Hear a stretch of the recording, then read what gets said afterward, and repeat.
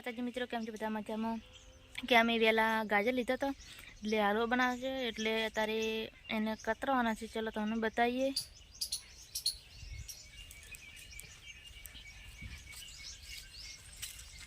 જો ડોડા પણ શેકવાના છે એટલે ડોડા ઓલા થઈ રહ્યા છે. હા હાલવાને જો હાલવા બનાવવાનો છે એટલે ગાજર.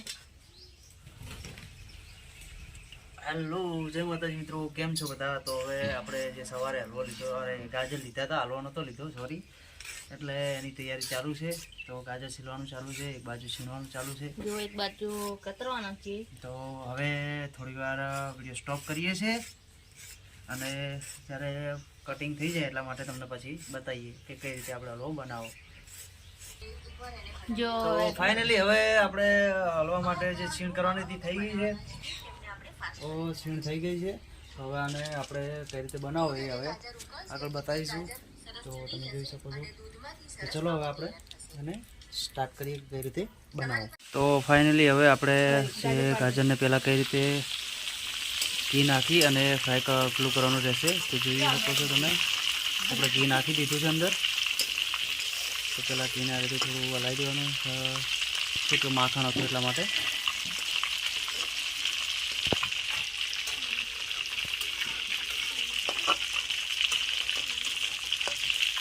તો ઘી થોડું ગરમ થાય. તો હવે ઘી ગરમ થઈ ગયું છે, આપણે નાખીએ છીએ અંદર ગાજર જે છીણ કરી હતી. તો આ રીતે ગાજર નાખી દેવાનું, ધીમે ધીમે હલાવવું પડશે આને. જો તમે બનાવવા માગતા હો ઘરે તો આ રીતે બનાવજો. જો આ રીતે થોડું હલાવી દેવાનું છે, કારણ કે હલાવશો નહીં તો ચોંટી જશે એટલા માટે.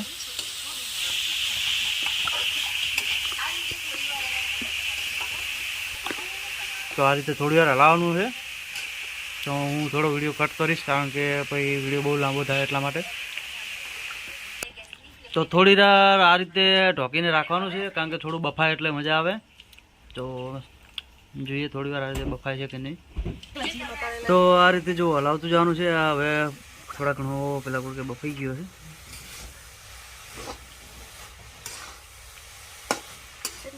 જો આ રીતે હલાવતું જવાનું છે.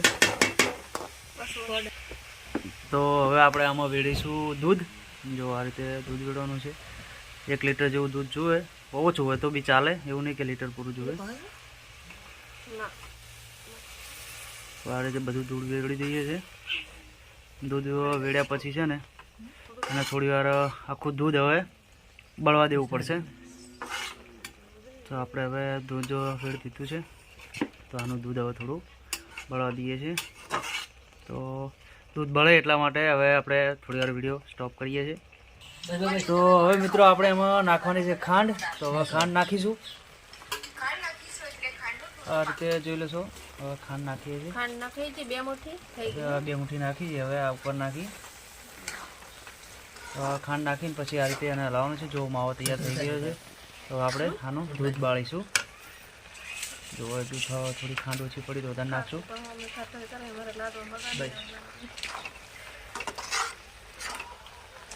આ રીતે ખાંડ નાખીને હલાવવાનું છે. હવે તો ફાઇનલી મિત્રો જો હવે આ હલવો તૈયાર થઈ ગયો છે. થોડુંક જ બાકી રહ્યું છે, જે પાણી બળવાનું છે. પાણી અને દૂધ હતું એ બળી ગયું છે. તો મિત્રો જોઈ શકો છો તમે. તો હવે થોડું પાણી બળવા દઈએ છીએ. હા કમ્પ્લીટ તૈયાર થઈ ગયો છે. તો મિત્રો તમે પણ ઘરે જો આ રીતે હલવો બનાવવા માગતા હોય તો 1 કિલો આપણે ગાજર લેવાના છે અને એની અંદર છીણ કરી અને કિલોની સોરી પણ 2 ચમચા જેવું ઘી લેવાનું છે અને પછી થોડી ખાંડ લેવાની છે 1 કપ જેવી અને 500 ગ્રામ કે લીટર જેટલું દૂધ લેવાનું છે. તો આ રીતે તમે ઘરે બનાવી શકો છો. તો આપણે હવે જોઈએ, થોડી વેટ કરીએ છીએ કારણ કે બની ગયો છે. તો હવે ફાઇનલી તૈયાર થઈ ગયો છે હલવો, તમે જોઈ શકો છો. હવે આપણે ગેસ બંધ કરીશું અને હવે હલવો કાઢી લઈશું આની અંદર. તો હવે આપણે જોઈએ આની અંદર કાઢી લઈએ. લો આમાં નાખી દો. શું ડાયરેક્ટ આમાં નાખો ને, પણ આ નહીં કરીને. તો જોઈ શકો આપણો ગરમા ગરમ હલવો તૈયાર થઈ ગયો છે. તો તમે પણ ઘરે જો બનાવવા માંગતા હોય તો જરૂરથી બનાવજો અને બહુ મજા આવશે ખાવાની. જો એકદમ ગરમ ગરમ છે. તો બધા મિત્રો તમે જોઈ શકો છો. જો મિત્રો અમારો આલુ હવે તૈયાર થઈ ગયો છે. જો બન્યો છે કોમેન્ટમાં જરૂર જણાવજો.